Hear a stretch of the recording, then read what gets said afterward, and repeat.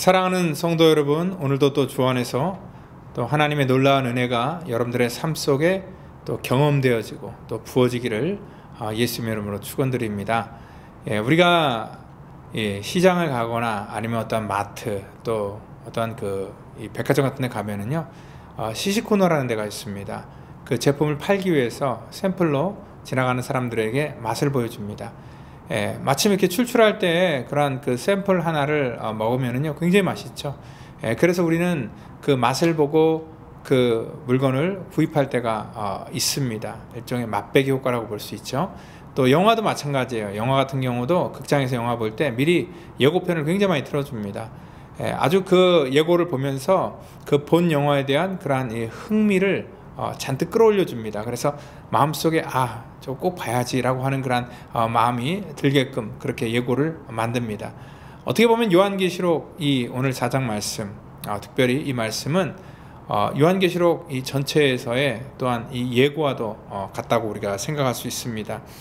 여러분, 특별히 이 교회의 본질과 또 믿음을 지켜나가는, 어떻게 지켜나가야 되는지에 대해서 우리 가운데 전체를 얘기할 때에 오늘 여기 이 장면을 통해서 우리 믿음의 백성들이 나중에 하나님 나라가 어떠한 곳인지, 그리고 또 우리가 어떠한 자가 들어가는지에 대해서 오늘 미리 또 천국에서 또 어떠한 일이 일어나지고 있는지, 그런 것들을 또 미리 우리 가운데 이렇게 먼저 이렇게 들려주는 그런 내용으로 우리가 볼 수 있습니다.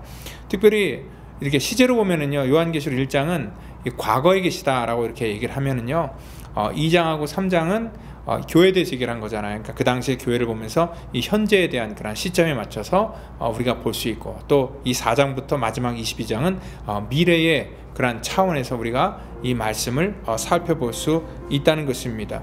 오늘 여기 하나님의 말씀을 오늘 어떠한 시점을 가지고 우리가 봐야 될 것이고, 또 여기 나와 있는 24장로 뭐 이런 것들은 과연 어떠한 의미를 갖고 있는지 오늘 말씀을 통해서 또 우리가 깨닫기를 바랍니다.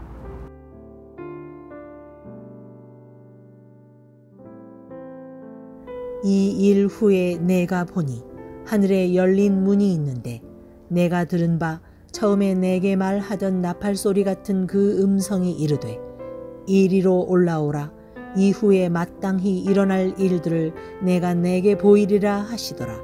내가 곧 성령에 감동되었더니, 보라, 하늘에 보좌를 베풀었고 그 보좌 위에 앉으신 이가 있는데, 앉으신 이의 모양이 벽옥과 홍보석 같고, 또 무지개가 있어 보좌에 둘렸는데 그 모양이 녹보석 같더라. 또 보좌에 둘려 24 보좌들이 있고, 그 보좌들 위에 24 장로들이 흰옷을 입고 머리에 금관을 쓰고 앉았더라. 아멘. 네, 여기 오늘 4장 1절은요, 이 일 후에라는 그러한 말로 이렇게 시작이 되는데요, 이건 어떤 그 시간의 개념이 아닙니다. 그러니까 1장부터 22장 이 전체를 주님께서 사도 요한에게 한꺼번에 계시로 보여준 것이 아니라, 우리가 요한계시록을 보면 총 7번에 걸쳐서 계속 계시를 다르게 이렇게 보여줬다는 것을 알 수 있다는 것이죠. 그러니까 1장 17절에 보니까 내가 볼 때라는 그러한 단어가 나와 있는데, 오늘 하나님께서 처음으로 하늘의 신령한 계시를 요한에게 보여준 그 이후, 그래서 오늘 첫 번째 계시가 오늘 우리가 이 3장까지 끝났다면은 4장 1절부터는요, 또 다른 차원의 계시를 하나님께서 지금 요한에게 보여주고 있다는 것입니다. 이것이 계시의 배열이 아니라 어떤 이 하나님께서 우리 가운데 어떠한 이 계시를 줄 때는 어떤 이 사건별로 이렇게 쭉 이렇게 주는 것을 볼 수 있는데, 하나님께서 이리로 올라오라 이렇게 초청하시면서 요한은요, 성령에 감동되어서 지금 자기가 보니까 보라, 하늘에 보좌를 베풀었고 그 보좌 위에 앉으신 이가 있다라는 것들을 얘기합니다. 그래서 직접적으로 요한은 하나님의 보좌를 지금 보고 있다는 것입니다. 아까 얘기했듯이 나중에도 요한은 또 다른 것들을 계속 보게 되는데, 그때마다 성령에 감동돼서 17장 3절 같은 때는 세상의 멸망을 그때부터 보기 시작했고요, 또한 21장 10절에는 성령에 감동되어 새 예루살렘과 교회의 승리를 그가 보게 됩니다. 이렇듯 하나님께서 요한에게 보여주는 것은요, 한꺼번에 보여주는 것이 아니라 어떠한 사건에 맞게끔 이렇게 계시들을 계속 오픈해 주는 것을 볼 수 있습니다.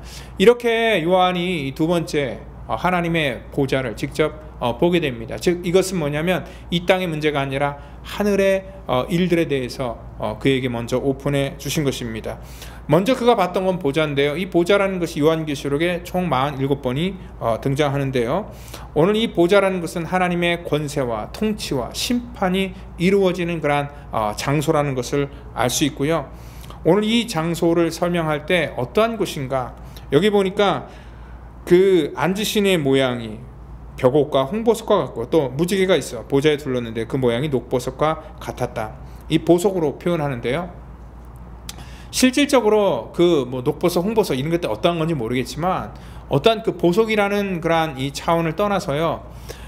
인간의 단어와 또 인간들에게 설명하기 위해서 가장 적합한 것들을 찾다 보니까 그 아름답고 귀한 그러한 것들이 이 땅에 있는 물건은 그런 것밖에 없기 때문에 그것을 가지고 빗대어서 얘기하는 것이지 꼭 그렇게 똑같은 그러한 녹보석, 홍보석 무슨 그런 것이 아니라는 것을 우리가 먼저 아셔야 되고 그만큼 하나님의 그러한 보좌는 굉장히 아름답고 또 신비로웠다라고 이렇게 한마디로 말할 수 있다는 것입니다.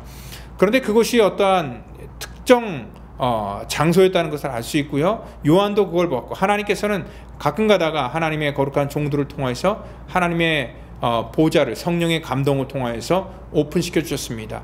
여러분들 우리가 잘 아는 그런 스데반도 그가 순교를 당하기 전에 하늘이 열리는 것을 그가 보았고 그 안에서 보좌에 계신 예수 그리스도를 그가 보았다라고 이렇게 말씀하고 있는 것을 보면 알 수 있습니다. 근데 여기 보좌에는요 24 보좌가 있고요. 거기에 24 장로들이 앉아 있는 것을 볼 수 있습니다. 그래서 과연 그 24 장로는 과연 무엇일까? 왜 또 하필이면 많은 숫자 중에서 24명의 그러한 장로를 하나님께서 여기 쓰셨을까라고 이렇게 생각할 수 있습니다. 이 성경에서의 그러한 그 숫자는요, 특별히 여기 그 10이라는 숫자 있잖아요. 12라는 숫자는 구약에도 예수님께서 지파를 세우실 때 많고 많은 그런 숫자 중에서 12지파를 세우셨고 또 예수님께서 제자를 삼으실 때도 많고 많은 제자 중에 또 12명의 제자를 세웠고 또한 가룟 유다의 그러한 이 배신과 자결로 말미암아 공속이 하나 있을 때도 꼭 거기다가 이 마띠아라는 그러한 제자를 선출해서 또 12개의 숫자를 맞추셨다는 것을 볼 때에 분명히 어떠한 그 의미가 있다는 것을 알 수 있고요. 그리고 구약에서도 마찬가지죠. 그런 그 레위 지파가 빠졌지만 또 그 빠진 그런 11개 지파로만 되는 것이 아니라 하나님께서는 요셉의 아들에게 2지파의 목을 주면서 이 12이라는 숫자를 맞춰갔다는 것을 보면 어떠한 숫자에 대한 의도적인 그런 해석이 있다는 것입니다. 즉 이 숫자는요 어떤 그 민족을 대표하는 그런 이 충만한 그런 숫자라고 볼 수 있습니다. 특별히 이 3과 4의 그런 이 곱셈을 통하여서 10이라는 숫자가 나오는데 이 3이라는 것은 이 삼일체 하나님.